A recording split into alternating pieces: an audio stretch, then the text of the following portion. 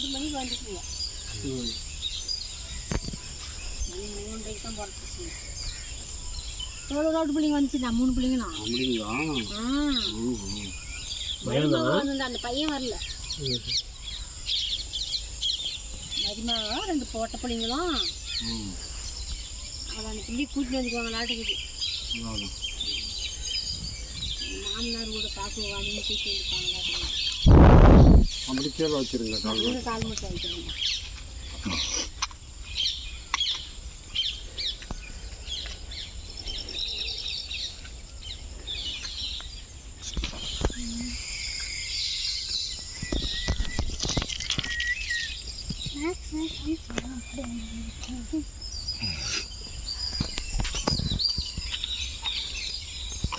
சாப்பாடு செஞ்சு போட்டாங்க. லேட் ஆகி போச்சு. நல்ல வேலையை முடிச்சுட்டு செஞ்சு போட்டு மணி 3:30 தான் போனாங்க. அது பின்னாடி